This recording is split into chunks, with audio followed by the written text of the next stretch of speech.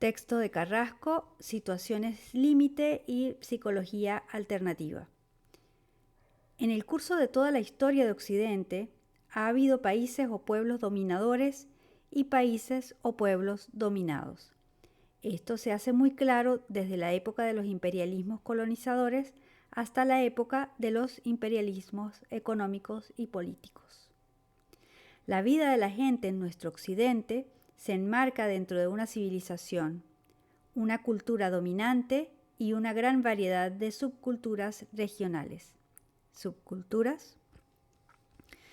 Yo no soy ni sociólogo ni antropólogo y mucho menos economista, por lo cual lamentablemente no puedo profundizar en lo dicho anteriormente. No obstante, pienso que no es necesario ser demasiado experto para darse cuenta que todo lo dominante, que antes he señalado, puede ser unido por una línea recta, si además tenemos en cuenta que en todos los países la gente se estratifica en clases sociales, en grupos dominados y en grupos dominadores. Creo que todos podríamos entender con facilidad dos cosas. La primera es que todo lo dominante está situado en los espacios económicamente más ricos y todo lo dominado en los espacios económicos más pobres. Por lo cual, parecería que en el fondo de este asunto ha estado jugando un rol importante el factor económico como ente de poder. La segunda cosa es que aún el más simple análisis permitirá comprobar que la civilización y la cultura dominante son la civilización y la cultura de los países y de las clases dominantes, al punto que muchas de las llamadas subculturas han sido verdaderas civilizaciones pertenecientes a pueblos que hoy constituyen parte de las clases dominadas de muchos países del tercer mundo. Creo no pecar de exagerado si digo que los libros de psicología han sido hechos en los centros de poder para ser destinados al consumo, también en los centros de poder de todo el occidente. Repasemos un poco la literatura psicológica que han tenido los estudiantes de psicología durante varias generaciones. Veremos que se trata invariablemente de literatura inglesa, francesa, alemana o norteamericana y 2 o 3 obras latinoamericanas o africanas. Alguien podría argumentar que esto es la consecuencia del bajo nivel, de la carencia de investigaciones serias o simplemente descuido y haraganería de los psicólogos del tercer mundo. Yo me siento obligado a responder con un categórico no. Es mucho lo producido en materia psicológica de alto nivel por parte de nuestros psicólogos. Lo que ha venido ocurriendo sistemáticamente es que las editoriales no son pródigas con ellos. Cuando alguna editorial publica algo de nuestros trabajos, generalmente se trata de ediciones de muy poca difusión y con frecuencia de mala calidad.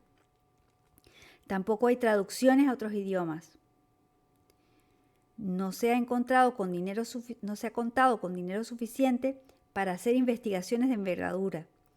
Los presupuestos a nivel de universidades, centros de investigación científica u organismos internacionales no han tenido mayormente en cuenta que nosotros también precisamos investigar. Los dineros, cuando los hay, van a parar a los presupuestos de otras disciplinas.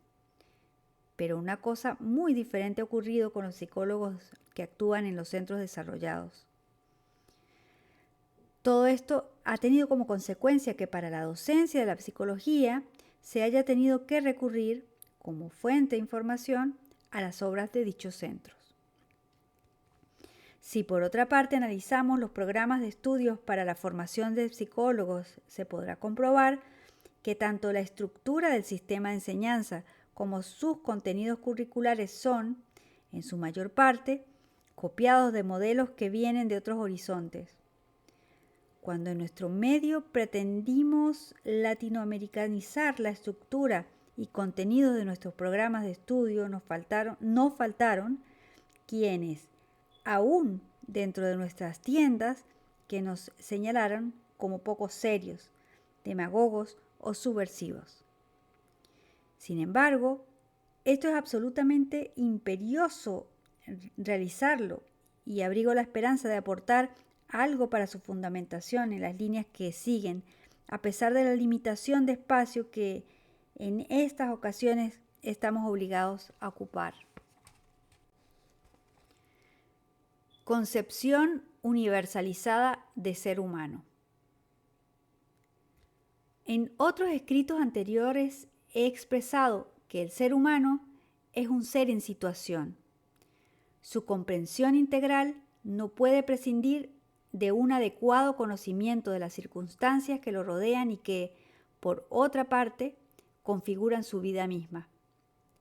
El ser y su situación determinan las características de la vida cotidiana y es esta cotidianeidad la que debemos empezar a tener más en cuenta en nuestros análisis psicológicos. La información psicológica ha sido elaborada sobre la base de un ser del cual, en la mayoría de los casos, no se ha especificado cuáles son sus circunstancias sociales, culturales, económicas, etc. Y estas tampoco han sido tomadas en cuenta para advertir el destinatario de la información que se está hablando, de un ser no universal, sino particular. Sin embargo, el que ha venido recibiendo esa información casi siempre ha pensado que se trata de la descripción psicológica del ser humano y no de un ser sumergido en situaciones sociales particulares. Por eso se habla de la psicología y se sostiene, de hecho, que ese conocimiento es válido para todos los seres humanos. La descripción del aparato psíquico del ser humano efectuado en dichas condiciones ha determinado una metodología y una técnica acorde con ese marco teórico. Vale decir que si a través de ciertas técnicas de investigación y utilizando una criteriología de análisis del material obtenido perteneciente a determinados grupos sociales y culturales, yo elaboro una concepción del hombre y una descripción de su aparato psíquico, necesariamente las técnicas que voy a elaborar para la práctica psicológica con ese hombre y las condiciones que yo prescriba para la aplicación de dichas técnicas, a los efectos de que sean válidas, van a tener que adecuarse ineludiblemente a la mencionada concepción y descripción.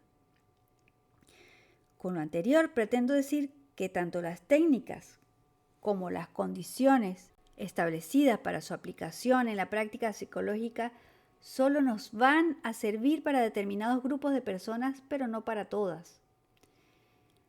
Esto constituye ciertamente una enorme limitación en nuestra experiencia cotidiana de trabajo. Y esta limitación, más allá de la valoración político-ideológica que podamos hacer de ella, es una limitación real, concreta, que deja desprovisto al psicólogo de instrumentos útiles para llevar adelante una práctica psicológica que pueda resultar satisfactoria para sí mismo, en la medida que le permita ser y sentirse un profesional capaz de resolver efectivamente los problemas que tiene entre manos y paralelamente cumplir de igual manera con las expectativas que la gente deposita en él.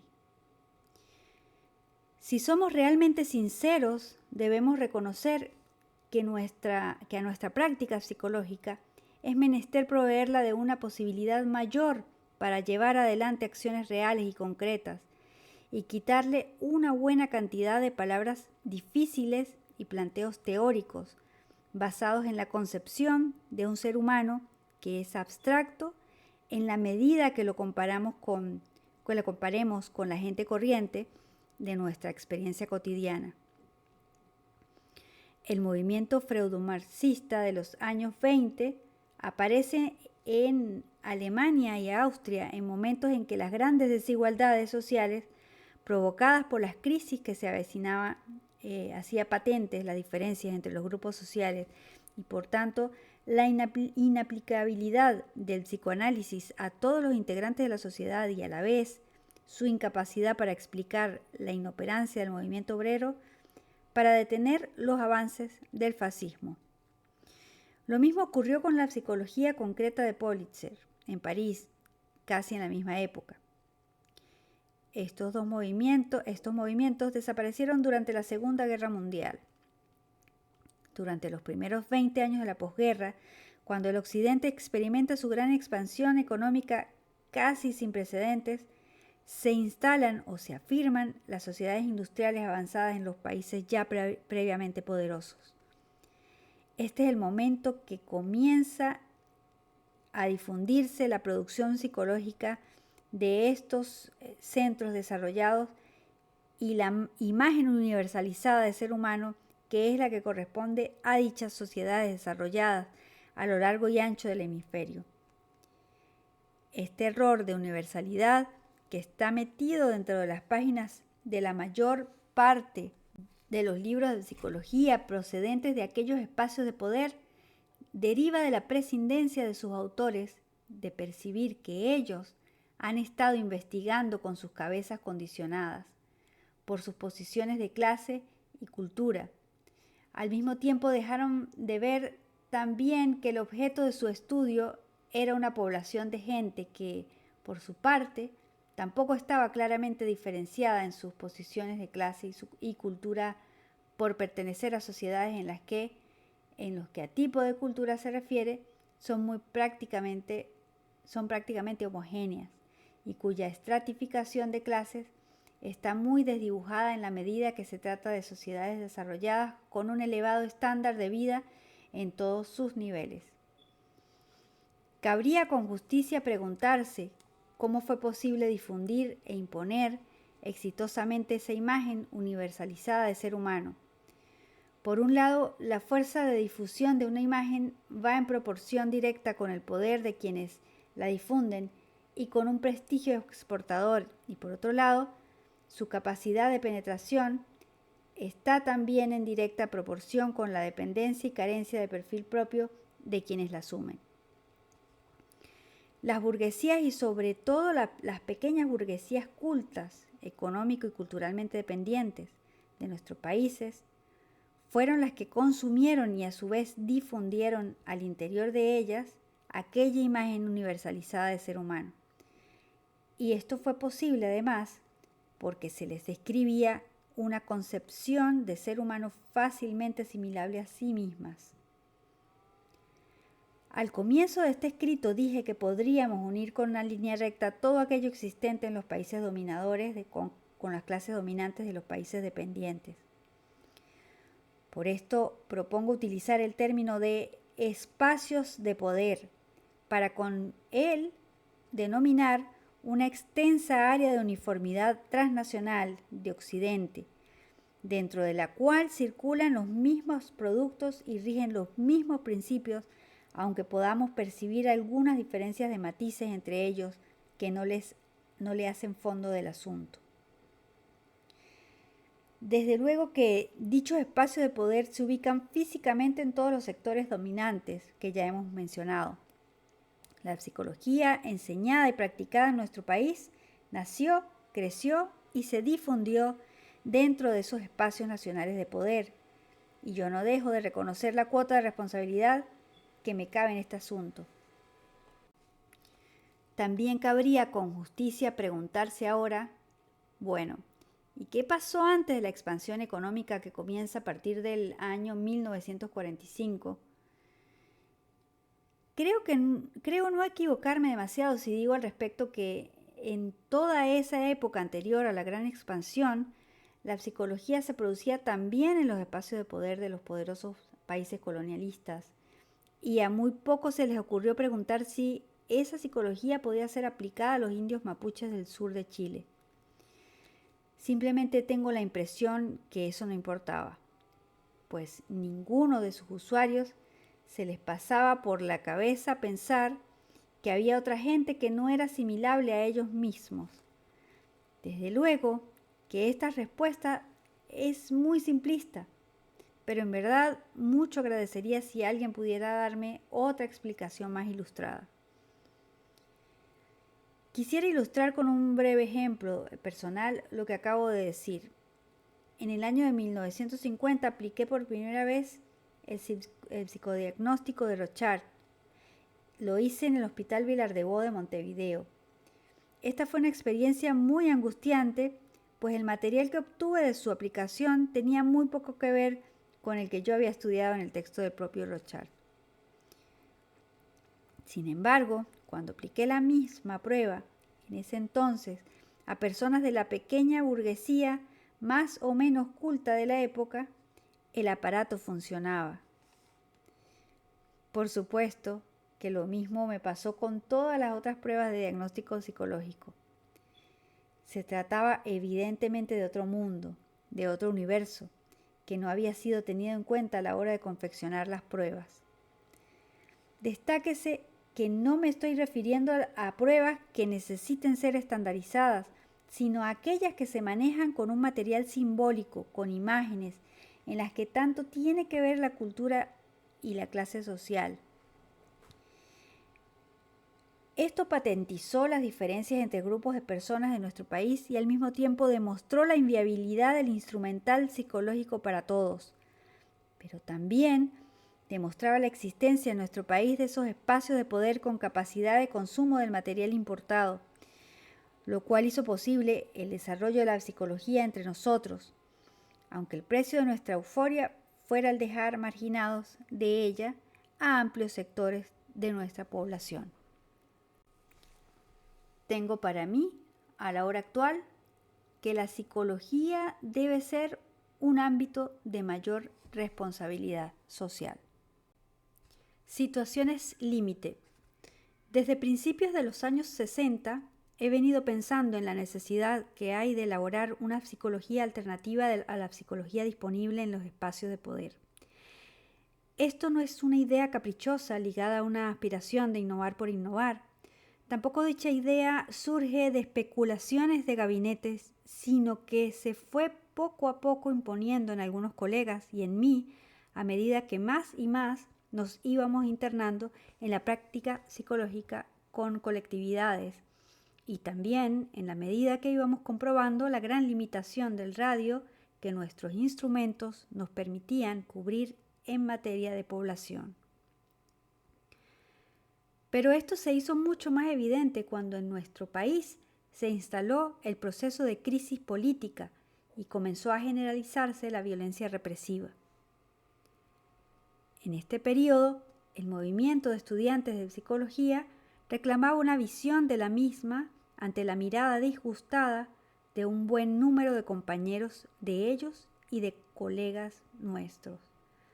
Una vez más, y ahora en otro ámbito, se establecía la dicotomía entre los que aceptaban el desafío de una realidad abrumadora y los que aspiraban conservar desde sus espacios de poder el privilegio de una psicología que les permitiera hacer carrera personal.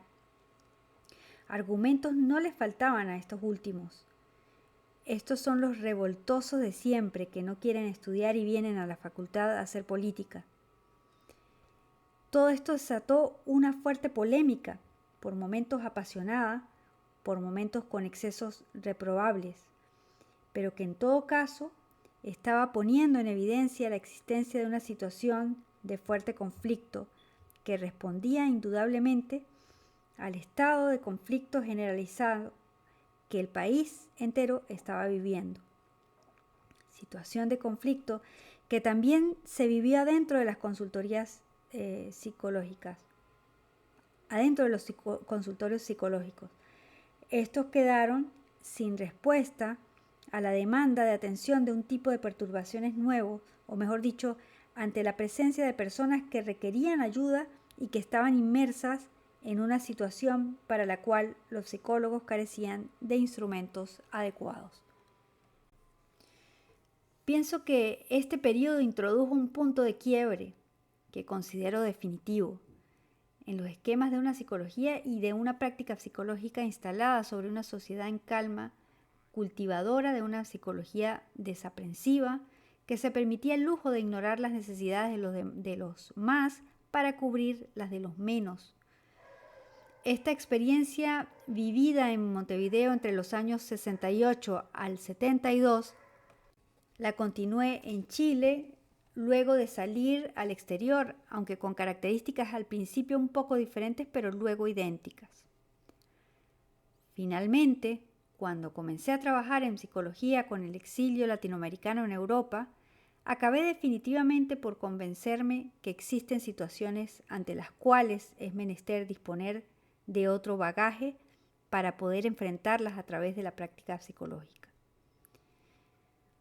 Confirmé, por lo tanto, que existen una variedad de situaciones que resultan ser generadoras de circunstancias y condiciones ante las cuales no podíamos aplicar las mismas reglas, ni principios, ni métodos, y tampoco podíamos recurrir a los mismos marcos teóricos de las psicologías disponibles.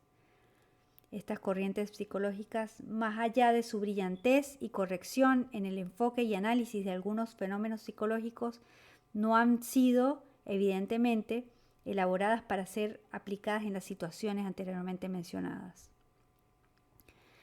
A este tipo de situaciones me habitué a llamarla situación límite. Creo necesario destacar que la situación límite es una noción que aún no está precisada con toda claridad. No obstante, algo podemos decir sobre ella, en el entendido que soy claramente consciente que es menester seguirla trabajando. La situación límite se caracteriza por ser una coyuntura particular y por la que atraviesa una persona o una colectividad. Esta coyuntura puede ser como tal, o sea, circunstancial, como también puede ser un estado de carácter permanente. La situación límite se constituye por factores externos a la persona, procediendo con frecuencia de instancias estructurales, sociales, ante las cuales una persona o una colectividad es sometida a condiciones de existencia especiales. El factor opresión está casi siempre presente en ciertas situaciones límite, pero lo que caracteriza realmente una situación de esta naturaleza es la circunstancia en la que las personas están inmersas, la cual puede ser concebida como el quiebre de los parámetros habituales de vida en unos casos y en otros como el sometimiento a condiciones de fuerte privación y o relegamiento o exclusión. Las consecuencias o repercusiones de una situación límite sobre la práctica psicológica creo que pueden ser claramente percibidas si les relato, aunque sea en forma somera, la experiencia de trabajo con el exilio latinoamericano en Europa. Los psicólogos que debimos actuar en tales circunstancias nos hemos enfrentado a muchas dificultades. Primeramente debimos actuar con personas que procedían de una colectividad que tenía límites bastante reducidos si los comparamos con el universo de trabajo constituido por toda la población de un país, como es el caso de las situaciones habituales de trabajo. Esto determinó la existencia de una colectividad que interactuaba fuertemente entre sí, ya sea por la vía de las acciones de solidaridad a nivel de comités, grupos de diversa naturaleza, casas del Uruguay, etc., o por la vía de los partidos políticos y también, obviamente, por las relaciones de convivencia. En este último caso, cabe destacar la función cumplida por el teléfono como efectivo medio de comunicación, pero por momentos generador de muchos problemas. En la jerga del exilio se le llamó a esto el manijazo telefónico. Dentro de esa colectividad debíamos actuar socialmente también los psicólogos, ya que nosotros también éramos exiliados políticos latinoamericanos. Por esta razón, el principio de neutralidad era imposible de ser cumplido estrictamente tal como se ha proclamado institucionalmente. Pero además, el psicólogo era visto como un exiliado más, lo cual era enteramente correcto, determinando esto que la relación psicólogo-paciente no podía establecerse dentro de la distancia óptima establecida por las reglas del caso. Por otra parte, es sabido que los militantes de la izquierda latinoamericana profesan una particular desconfianza por la psicología, y si a esto se le agrega la desconfianza política hacia el propio psicólogo, dado que el marco referencial político dentro del exilio ha sido bastante variado y por momentos confusos, no había manera de establecer, por lo menos al comienzo, la base de confianza necesaria para cualquier intervención psicológica.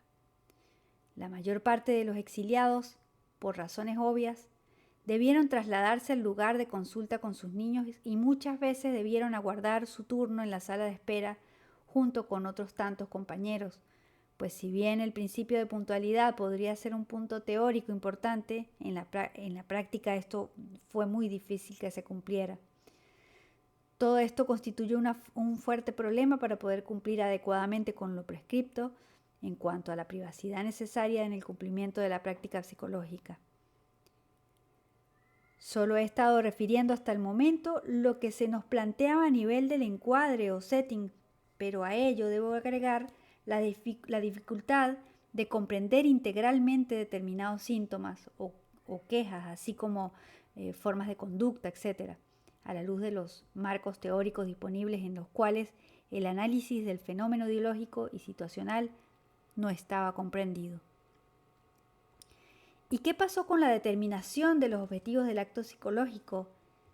¿Era correcto considerar la angustia o la depresión, los sentimientos persecutorios, la irritabilidad, etc., como síntomas de una situación neurótica o psicológica al estilo tradicional? ¿Se podía considerar que el objetivo que debía proponerse conseguir el psicólogo en situación de exilio era lograr la adaptación del sujeto a una sociedad ante la cual no estaba de acuerdo ni el propio psicólogo, no solo por su naturaleza y estructura, sino también por su elevado grado de inhumanidad, despersonalización, soledad, opresión, hastío, etc.?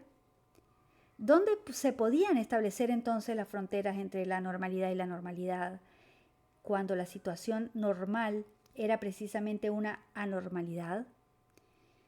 Y a propósito de esto, ¿era acaso posible considerar que la recuperación del sentido de realidad por parte del paciente significaba asumir su situación de exilio e integrarse al medio que lo rodeaba? ¿Asumir su situación de exilio y luego qué? Podría continuar durante un largo rato con preguntas, interrogantes que debimos enfrentar y muchos de los cuales pudimos responder quedando aún una buena cantidad por resolver. Es, pues, a toda esta variedad de situaciones a las que me ha parecido conveniente llamar situaciones límite. Comencé por abarcar con el calificativo de situación límite a aquellas circunstancias que se caracterizaban por problemas de convulsión social o política generalizada, pero luego comprendí que debía extender mucho más el perímetro abarcativo de este concepto.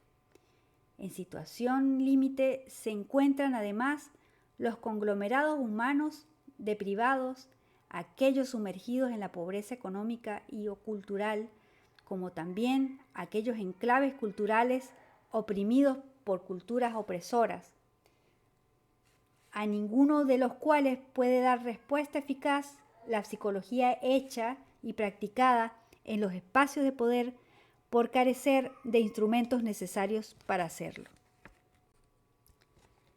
En fin, creo que no es exagerado decir que hoy día más de las 3/4 partes de la humanidad se encuentran en situación límite. ¿Acaso no es esta una razón más que suficiente para detenerse a pensar un poco este problema? Y otra pregunta, ¿no será también que amplios sectores de nuestro país se encuentran ya en situación límite? Y otra más, ¿no será que en el futuro próximo para el paisito, abocado a un proceso de recuperación nacional democrático, sumido en una profunda crisis económica y saliendo apenas de la rutina institucional padecida durante 11 años, se avecinan tiempos de otras situaciones límite que los psicólogos deberán enfrentar? Yo no puedo, por razones de elemental delicadeza, estando tan lejos, contestar a estas dos últimas preguntas. Psicología alternativa.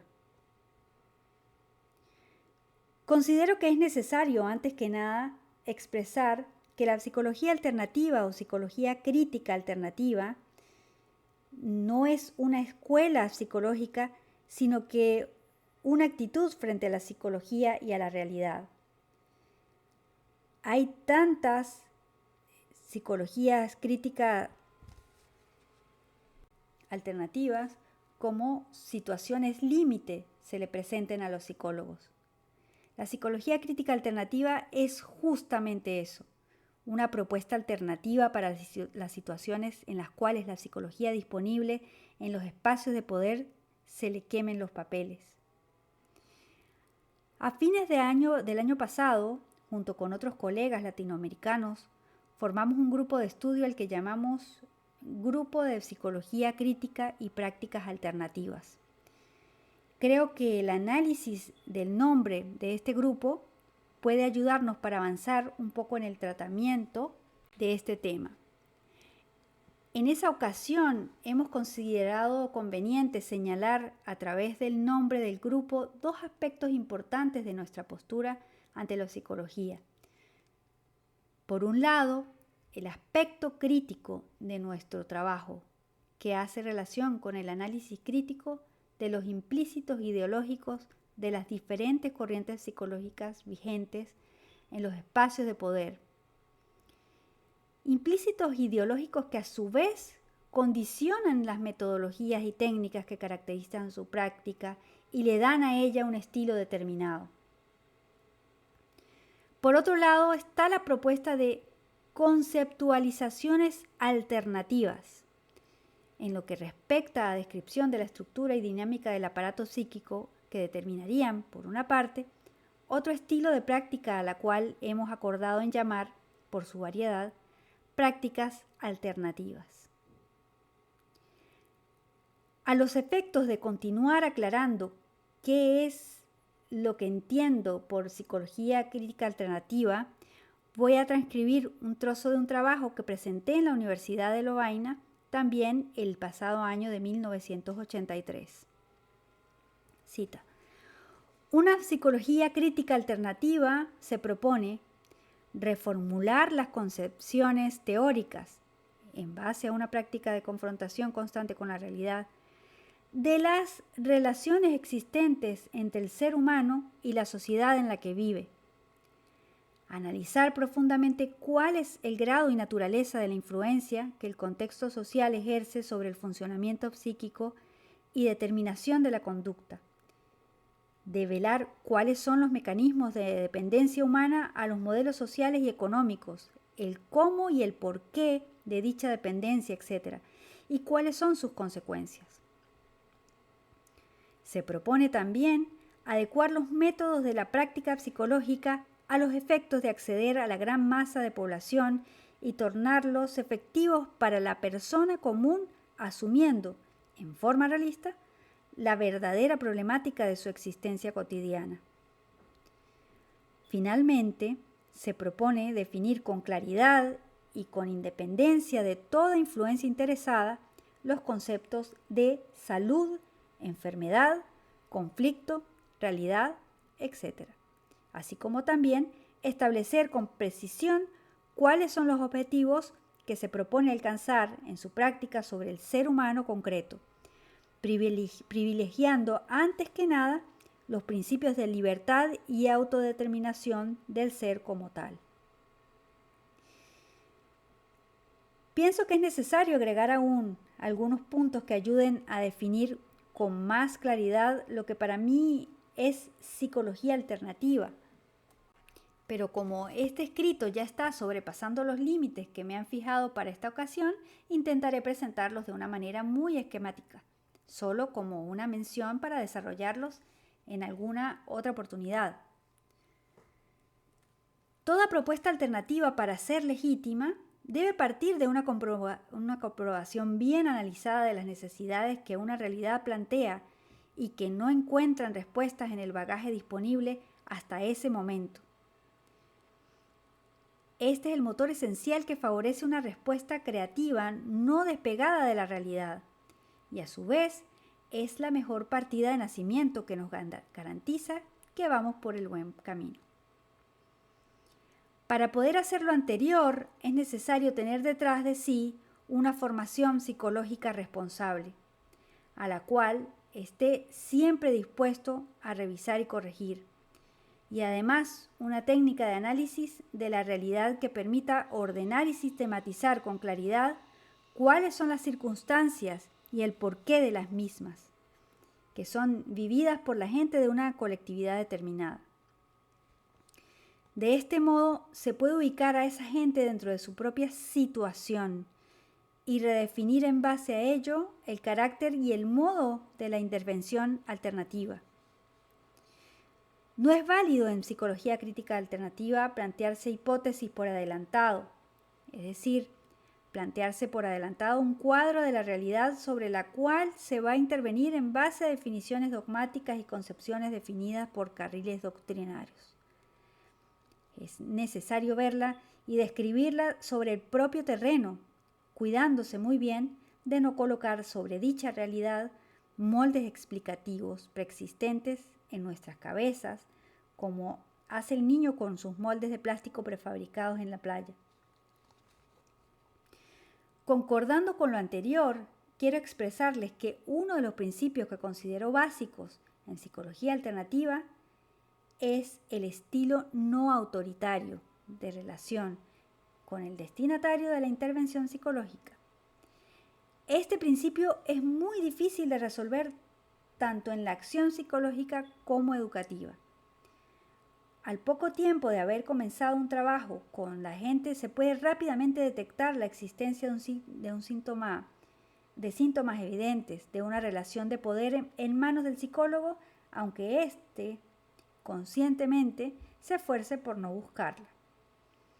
Es casi inevitable que se produzca un proceso de idealización desde el momento que él es la persona que sabe.